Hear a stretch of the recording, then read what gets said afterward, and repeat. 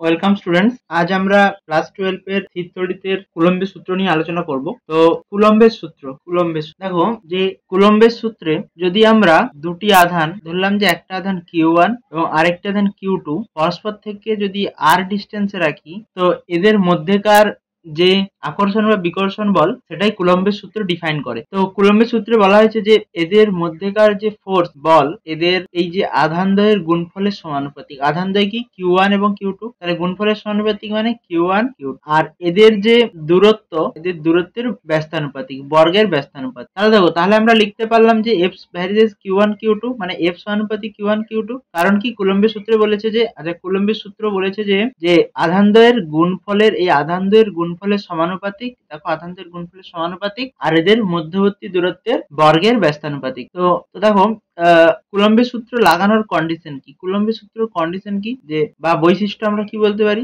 যে এক নম্বর তো এটা হচ্ছে পয়েন্ট চার্জ হতে হবে। পয়েন্ট চার্জ মানে বিন্দু আধান হলো। আচ্ছা, এরা সবসময় কিন্তু এদের সংযোগকারী সরলরেখার উপরই ক্রিয়া করবে। তার মানে কি এই Q1 চার্জ এবং Q2 চার্জ, এই Q1 এবং Q2 চার্জ এদের সবসময় সংযোগকারী সরলরেখা, মানে Q2 Q1 কে এই সরলরেখা বরাবরই অ্যাট্রাকশন বা রিপালশন করবে, আবার Q1 Q2 কে এই সরলরেখা বরাবর অ্যাট্রাকশন বা রিপালশন করবে। তাহলে দেখো, এরকম ভাবে কিন্তু কোনোদিনই সম্ভব না যে Q1 Q2 কে রিপালশন করলো আর Q2 এদিকে চলে গেল।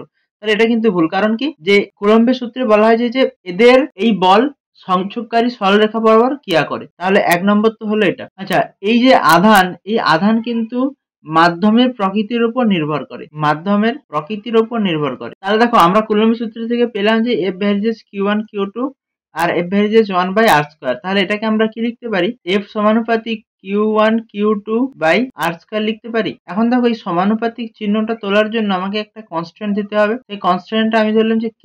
তাহলে কি হবে, Q1 Q2 বাই r² হলো। এবার এই যে K এর মানটা, এই K এর একটা মান আছে। এর মান কি 9 × 10⁹ newton metre square coulomb square. এখন দেখো, এই যে K সমান কি 1/4πε0। এখন যদি ইপসাইলন নট এর মান কি হবে, তাহলে দেখো এটাকে এদিকে নিয়ে গেলে কি হবে, ইপসাইলন নট এর মান, যে ইপসাইলন নট এর মান হবে 8.85 × 10⁻12 কুলম্ব স্কয়ার নিউটন মিটার। এটা হলো ইপসাইলন নট এর মান। তো এখান থেকে একটা জিনিস আর কি দেখা যাচ্ছে, দেখো এখান থেকে যদি আমরা দেখি, দেখো যে এখান থেকে কি পেলাম যে F ভ্যারিজেস Q1 এবং Q2। তাহলে যদি আমরা চার্জ বাড়াই, কোনো সিস্টেমের ভিতরে যদি আমরা চার্জ বাড়াই, তাহলে তার ফোর্সটাও কিন্তু বাড়বে। আর যদি দূরত্ব বাড়াই, দেখো এখান থেকে আমরা জানি 1/r²। আর যদি আমরা দূরত্ব বাড়াই, তাহলে কি হবে, তাদের মধ্যেকার ফোর্স কমবে। সোজা রুলস, আশা করি এটা বুঝতে তোমাদের কোনো রকম অসুবিধা নেই। আচ্ছা, এই যে ইপসাইলন নট, এই ইপসাইলন নট কি বলে, তড়িৎ ভেদ্যতা। তাহলে আরেকবার বলে দিচ্ছি যে এটা বিন্দু আধানের মধ্যে লাগে। আচ্ছা, এই যে Q1 এবং Q2 চার্জ এদের মাধ্যমের প্রকৃতির উপর নির্ভর করে, আর এই আধানদের মধ্যে যে ফোর্স বা বল ক্রিয়া করে সেটা তাদের সংযোগকারী সরলরেখা বরাবর ক্রিয়া করে। আশা করি বুঝতে কোনো রকম অসুবিধে নেই।